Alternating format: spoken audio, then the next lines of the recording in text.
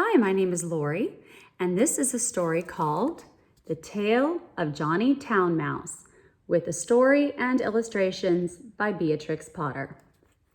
Johnny Town Mouse was born in a cupboard. Timmy Willie was born in a garden. Timmy Willie was a little country mouse who went to town by mistake in a hamper. The gardener sent vegetables to town once a week by carrier. He packed them in a big hamper. The gardener left the hamper by the garden gate so that the carrier could pick it up when he passed. Timmy Willie crept in through a hole in the wickerwork, and after eating some peas, Timmy Willie fell fast asleep. He awoke in a fright while the hamper was being lifted into the carrier's cart. Then there was a jolting and a clattering of horses' feet. Another of packages were thrown in. For miles and miles, jolt, jolt, jolt, and Timmy Willie trembled among the jumbled up vegetables. At last the cart stopped at a house where the hamper was taken out, carried in, and set down. The cook gave the carrier 6 pence. The back door banged and the cart rumbled away. But there was no quiet. There seemed to be hundreds of carts passing.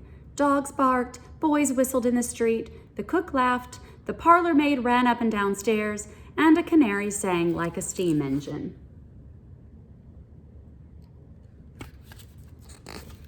Timmy Willie, who had lived all his life in a garden, was almost frightened to death.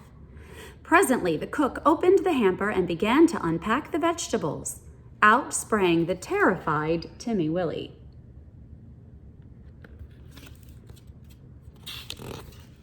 Up jumped the cook on a chair, exclaiming, "A mouse! A mouse! Call the cat! Fetch me the poker, Sarah!" Timmy Willie did not wait for Sarah with the poker. He rushed along the skirting board till he came to a little hole, and in he popped. He dropped half a foot and crashed into the middle of a mouse dinner party, breaking 3 glasses. "Who in the world is this?" inquired Johnny Town Mouse. But after the first exclamation of surprise, he instantly recovered his manners.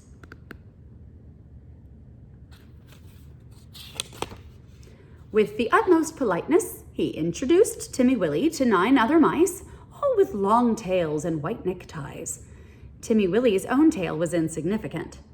Johnny Town Mouse and his friends noticed it, but they were too well bred to make personal remarks. Only one of them asked Timmy Willie if he had ever been in a trap.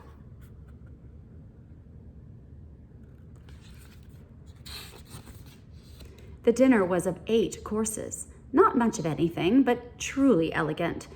All the dishes were unknown to Timmy Willie, who would have been a little afraid of tasting them, only he was very hungry, and very anxious to behave with company manners. The continual noise upstairs made him so nervous that he dropped a plate. "Never mind, they don't belong to us," said Johnny. "Why don't those youngsters come back with the dessert?" It should be explained that 2 young mice, who were waiting on the others, went skirmishing upstairs to the kitchen between courses. Several times they had come tumbling in, squeaking and laughing. Timmy Willie learnt with horror that they were being chased by the cat. His appetite failed. He felt faint. "Try some jelly?" said Tommy Town Mouse.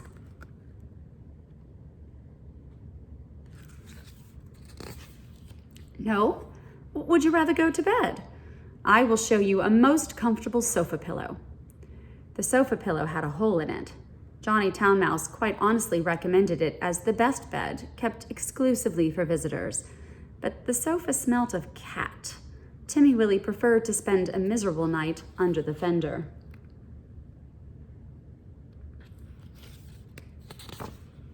It was just the same next day. An excellent breakfast was provided. For mice accustomed to eat bacon, but Timmy Willie had been reared on roots and salad. Johnny Town Mouse and his friends racketed about under the floors and came boldly out all over the house in the evening. One particularly loud crash had been caused by Sarah tumbling downstairs with the tea tray. There were crumbs and sugar and smears of jam to be collected, in spite of the cat. Timmy Willie longed to be at home in his peaceful nest in a sunny bank. The food disagreed with him. The noise prevented him from sleeping. And in a few days he grew so thin that Johnny Town Mouse noticed it and questioned him. He listened to Timmy Willie's story and inquired about the garden. "It sounds rather a dull place. What do you do when it rains?" "When it rains, I sit in my little sandy burrow and shell corn and seeds from my autumn store. I peep out at the throstles and blackbirds on the lawn and my friend Cock Robin. And when the sun comes out again, you should see my garden and the flowers, roses and pinks and pansies. No noise except the birds and the bees and the lambs in the meadows."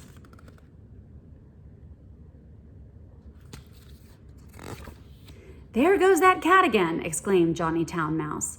When they had taken refuge in the coal cellar, he resumed the conversation. "I confess I am a little disappointed. We have endeavored to entertain you, Timothy William." "Oh, yes, you have been most kind, but I do feel so ill," said Tommy Willie.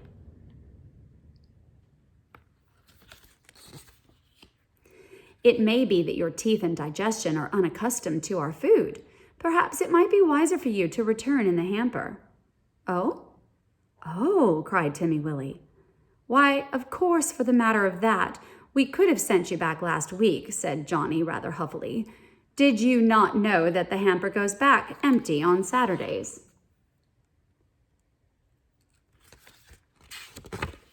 So Timmy Willie said goodbye to his new friends and hid in the hamper with a crumb of cake and a withered cabbage leaf. And after much jolting, he was set down safely in his own garden. Sometimes on Saturdays he went to look at the hamper lying by the gate, but he knew better than to get out in it again. And nobody got out, though Johnny Town Mouse had half promised a visit. The winter passed, the sun came out again. Timmy Willie sat by his burrow, warming his little fur coat and sniffing the smell of violets and spring grass. He had nearly forgotten his visit to town. When up the sandy path, all spick and span with a brown leather bag, came Johnny Town Mouse. Timmy Willie received him with open arms. "You have come at the best of all the year, and we will have herb pudding and sit in the sun." It is a little damp," said Johnny Town Mouse, who was carrying his tail under his arm out of the mud. "What is that fearful noise?" he started violently. "That?" said Timmy Willie. "That is only a cow. I will beg a little milk. They are quite harmless unless they happen to lie down upon you. How are all your friends?" Johnny's account was rather middling. He explained why he was paying his visit so early in the season. The family had gone to the seaside for Easter. The cook was doing spring cleaning on board wages with particular instructions to clear out the mice. There were 4 kittens, and the cat had killed the canary.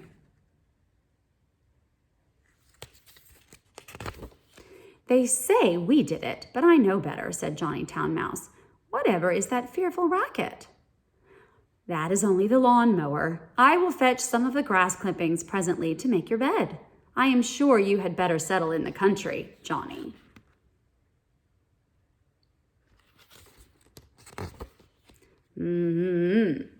"We shall see by Tuesday week. The hamper is stopped while they are at the seaside."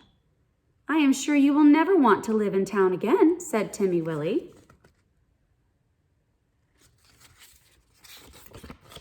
But he did. He went back in the very next hamper of vegetables.